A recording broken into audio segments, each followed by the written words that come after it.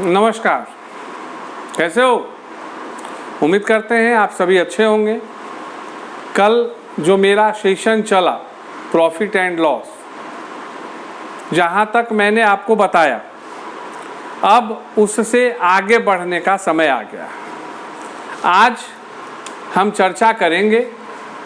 कल जो चर्चा हुई थी कॉस्ट प्राइस की हुई थी, सेलिंग प्राइस की हुई थी। कॉस्ट प्राइस मतलब क्रय मूल्य, क्रॉस प्राइस का मतलब क्रय मूल्य, सेलिंग प्राइस का मतलब विक्रय मूल्य। ठीक है, कल हम लोग क्या चीज़ पे चर्चा किए थे? Profit, percentage profit, loss, percentage loss, इस पे चर्चा हो चुकी थी। उम्मीद करते हैं कि आप लोगों को काफ़ी कुछ समझ में आया होगा। आप मेरे द्वारा बताए गए प्रश्नों को, प्रश्न की बारीकियों को, गुणात्मक तथ्यों को बेहद ही मनोरंजक तरीके से, आसानी के साथ, सुगमतापूर्वक समझने में सक्षम हुए। अब कल जो हमने पढ़ाई की, अब वहाँ से आगे बढ़ने का समय आ गया। कल हम लोग कहाँ थे? क्रय मूल्य समझ लिए थे, प्रतिशत लाभ समझ लिए थे, प्रतिशत हानि समझ लिए थे और विक्रय मूल्य समझ लिए। हानि अथवा लाभ, प्रतिशत लाभ अथवा प्रतिशत हानि कैसे निकलेगी, इसकी भी चर्चा हम लोगों ने समझी थी। अब आज हम लोग समझेंगे अब दो तरह के सेगमेंट को, जिसमें कुछ कल का भी रिपीट होगा और कुछ आज का भी रिपीट होगा। जैसे कि अगर मान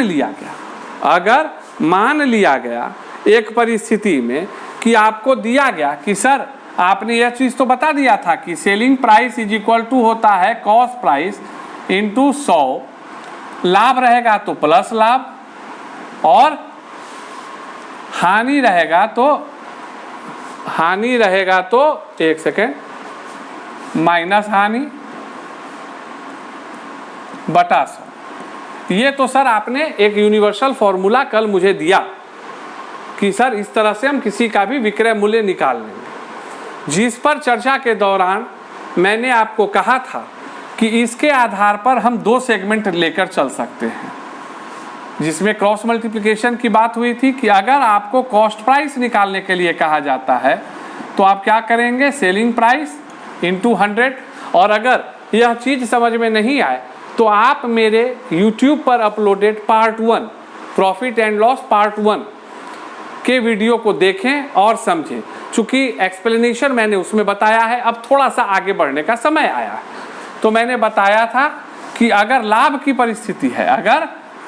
परिस्थिति है तो 100 प्लस लाभ पर निकालेंगे, और अगर हानि की परिस्थिति है तो कॉस्ट प्राइस निकालने के लिए सेलिंग प्राइस इंटू 100 बटा 100 माइनस हानि अथवा लॉस कर देंगे। ठीक है, ये चीज़ तो सरल थी।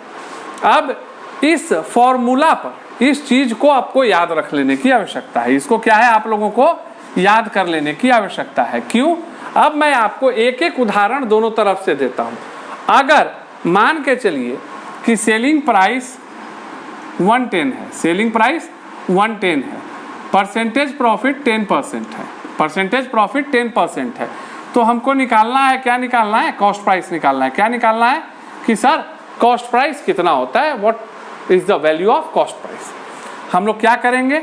सीधे सेलिंग प्राइस कितना है? 110, 100, 100, लाभ कितना है? 10, मतलब क्या हो गया? 110 गुने 100 बटा 110 कट गया। मतलब क्या हो गया? वस्तु का क्रय मूल्य कितना हो गया? 100 रुपये हो गया। और वही अगर हानि का है तो एक एग्जांपल से समझ लेते हैं। अगर सेलिंग प्राइस 90 है, सेलिंग प्राइस क्या है? 90 है, परसेंटेज लॉस कितना है? 10% है, तो हमको कॉस्ट प्राइस निकालना है। तो कॉस्ट प्राइस कैसे निकलेगा, अर्थात क्रय मूल्य कैसे निकलेगा? सेलिंग प्राइस 90 इंटू 100, 100 घटाओ 10, हानि 10 है, मतलब 90 इंटू 100 बाई 90 कट गया। क्रय मूल्य कितना आ गया? 100 आ गया।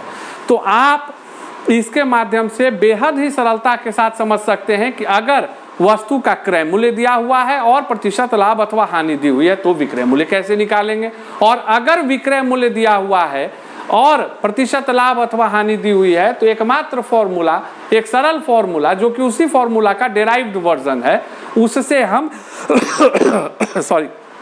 कैसे निकालेंगे। उम्मीद है यह चीज़ जो है आपको व्याख्यात्मक तौर पर काफ़ी आसानी से समझ में आई होगी। अब इसके बाद समय आता है जब हम आगे की ओर बढ़ें। तो आगे कहाँ बढ़ेंगे सर, कैसे बढ़ेंगे? तो अब थोड़े सवालों को लिया जाए। अब हम लोग क्या करते हैं कि आज के वीडियो में हम लोग कुछ सवालों को लेते हैं। तो मैं उम्मीद करता हूं कि आपको मेरी आवाज़ बिल्कुल ही सरल और सुगम तौर पर सुनाई दे रही होगी। अब आप एक प्रश्न लिखिए। अब प्रश्न को थोड़ा जटिल करते हैं भाई, बेसिक बता दिया, फंडामेंटल बता दिया, कॉन्सेप्चुअल बता दिया। तो अब तो दौर आता है जब मेरे योद्धाओं परीक्षा के लिए जो स्तरीय प्रश्न पूछे जाते हैं, हम लोग उन तरह के प्रश्नों की भी व्याख्या करें, उसकी भी चर्चा करें और उसको भी समझें। तो अब देखिए, दो फॉर्मूला, मैं वैसे प्रश्नों की अब व्याख्या करूंगा जिसमें आपको सेलिंग प्राइस, कॉस्ट प्राइस दोनों को निकालना है एक क्वेश्चन में। तो अब प्रश्न देखिए, आप लिख भी सकते हैं, आप YouTube से समझ भी सकते हैं रिवाइज करके, मेरे रिवाइंड करके।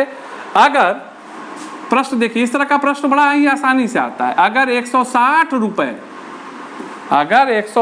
रुपए में किसी वस्तु को बेचने पर दुकानदार को 20% की हानि होती है, तो 30% लाभ हेतु उस वस्तु को कितने में बेचना होगा? अब बोलो, इस तरह का सवाल आता है कि नहीं आता है? सवाल तो प्रॉफिट एंड लॉस में ऐसा ही आएगा, बिल्कुल ऐसा आएगा।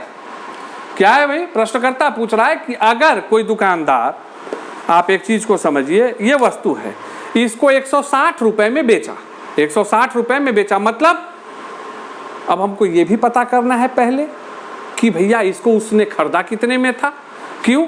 तभी हम इस कमिटमेंट को फुलफिल करेंगे, समझ पाएंगे कि 160 रुपए में इसको बेचने पे उसको 20% की हानि होगी। तो कितना में बेचा जाए कि उसको 30% का लाभ हो? मतलब इस प्रश्न को अगर हम लोग मैथमेटिकल तौर पे व्यक्त करें तो पार्ट 1 के हिसाब से क्या है, सेलिंग प्राइस कितना दिया हुआ है भैया? 160। सेलिंग प्राइस कितना दिया हुआ है? 160। परसेंटेज लॉस कितना दिया हुआ है? 20%। तो सबसे पहले तो हम कॉस्ट प्राइस निकालेंगे। सबसे पहले हम लोग क्या निकालेंगे? उसका क्रय मूल्य निकालेंगे। चूंकि जब क्रय मूल्य निकल जाएगा तभी तो उसको फिर 30% लाभ पर उसका पुनः एक नया विक्रय मूल्य निकालेंगे। तो क्रय मूल्य निकालने के लिए आंकड़े को लिखा, जिसको बोलते हैं मैथमेटिकल रिप्रेजेंटेशन। तो निकल गया। ऋषि सर बड़ा ही आसान है, CP = SP × 100। अब ये लॉस में है तो 100 माइनस लॉस, तो 160 × 100, 100 घटाओ 20, मतलब 160 × 100 बटा 80। मतलब क्या हो गया? सबसे पहला पड़ाव मैंने प्राप्त कर लिया कि 200 रुपए उस वस्तु का कॉस्ट प्राइस है। उस वस्तु का कॉस्ट प्राइस कितना है? सबसे पहला आंकड़ा मेरा निकल गया कि 200 रुपए है। अब जब 200 रुपए निकल गया तो फेज 2 पर जाते हैं कि 30% प्रॉफिट के लिए विक्रय मूल्य क्या होगा। तो बेहद सरल था सर। अब तो सेलिंग प्राइस निकालना है, तो कॉस्ट प्राइस इंटू 100 प्लस लाभ है तो 30%, 30 बटा 100, मतलब क्या हो गया? 200 × 100 + 30 कितना हो गया? 130 बटा 100 काट दिया, मतलब क्या हो गया? 260। बेहद ही आसानी के साथ इस प्रकार के जटिल प्रश्न का उत्तर आपके पास निकल कर आ गया कि 260 रुपए में अगर उस वस्तु को बेचा जाएगा तो दुकानदार को 30% का लाभ होगा। समझ में आया कि नहीं आया? जटिल था? नहीं था। मैंने कोई ट्रिक यूज किया? नहीं किया, आसानी से बना। मैं बार बार कहता हूं, बुनियादी तौर पर अगर हम चीजों को समझ लें तो बेहद ही सरलता और सुगमता पूर्वक हम किसी भी प्रकार के जटिल से जटिल प्रश्नों का हल निकाल सकते हैं, जिसका उदाहरण मैंने इस प्रश्न के तौर पर आपको दिया। अब एक चीज कहता है कि अगर, अब इसी प्रश्न को थोड़ा मैं सुधार रहा हूं कि अगर 160 के जगह पे मैंने लिखा 345 रुपए में, दूसरा प्रश्न है ये, क्या है आपका दूसरा प्रश्न है, 345 रुपए में किसी वस्तु को बेचने पर अगर दुकानदार को 15% का क्या होता है, लाभ होता है। क्या होता है, लाभ होता है। तो 30% लाभ हेतु उस वस्तु को कितने में बेचना होगा। अब अगला सवाल आपका इस स्वरूप में भी आ सकता है। तो इसके लिए हम क्या करेंगे, फिर वही काम करेंगे, बेहद सरल, सुगम, आसान मैथमेटिकल फॉर्म लिखेंगे। सेलिंग प्राइस कितना दिया हुआ है, 345। परसेंटेज लॉस प्रॉफिट कितना दिया हुआ है, 15%। तो कॉस्ट प्राइस क्या निकलेगा, selling into 100, selling into 100 by 100 plus P, निकल गया ना। 345 गुने 100 बटा 100 प्लस 15 कितना हो गया, मतलब ये मैं जो लिख रहा हूँ उसके लिए कि 100 प्लस 15, वहाँ से मुझे 115 आया। तो जब 115 आया तो क्या हो गया, 3, मतलब क्या हो गया, आसानी से निकल गया कि कॉस्ट प्राइस उस वस्तु का कितना है, 300 रुपये। तो अब 30% लाभ मतलब स्टेप 2 सेलिंग प्राइस निकालना है, मतलब cost price 100 plus profit by 100। तो क्या कर दिए, कॉस्ट प्राइस का 300 गुने 100 प्लस 30 कितना हो गया, 130 बटा 100 काट दिए 390 रुपये। क्या आंसर आ गया, 390 रुपये आंसर आपका आ गया।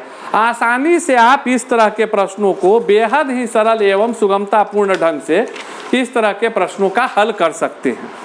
उम्मीद करते हैं कि कल जो मैंने पढ़ाया, जो आज मैंने पढ़ाया, ये अगर इन चीज़ों को आप बारीकी से सुनते हैं, समझते हैं और देखते हैं तो निसंदेह आप प्रॉफिट एंड लॉस की जटिलता से अपने आप को बाहर निकाल लेंगे।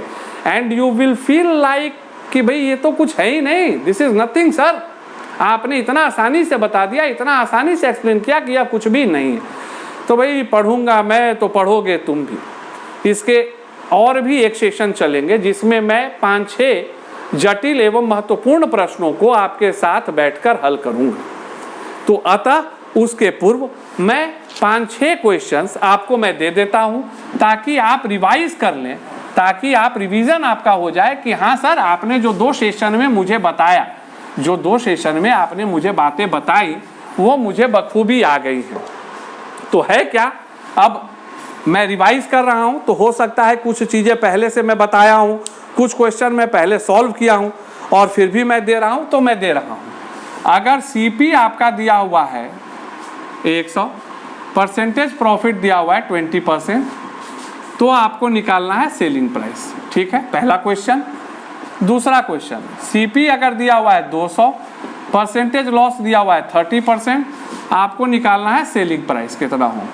तीसरा क्वेश्चन, अगर आपका सेलिंग प्राइस दिया हुआ है 110 रुपये, परसेंटेज प्रॉफिट दिया हुआ है 10%, तो आपको कॉस्ट प्राइस निकालना है।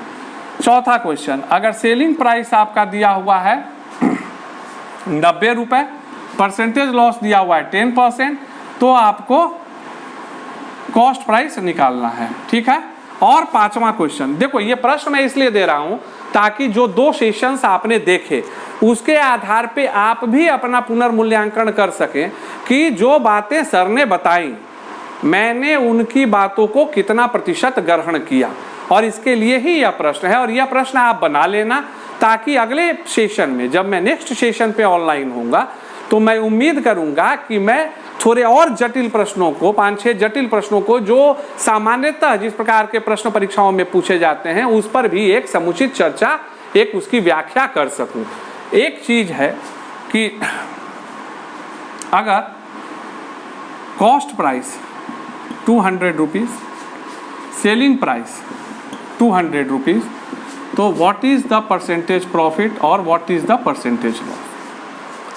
ये थोड़ा आपके आईक्यू लेवल को चेक करने के लिए ये 5 प्रश्न उम्मीद करते हैं कि आप बना लेंगे और इसे मेरे व्हाट्सएप नंबर 8789453743 ये मेरा व्हाट्सएप नंबर है, इस पर या कमेंट बॉक्स पर इन प्रश्नों को बनाकर स्क्रीनशॉट लेकर शेयर करें ताकि मैं यह समझ सकूं कि आप कितनी तैयारी और कितनी गर्मजोशी और कितने उत्साह के साथ मेरी कक्षाओं से लाभान्वित हो रहे हैं। लगे रहिए, पढ़ते रहिए, बढ़ते रहिए। जय हिंद, वंदे मातरम।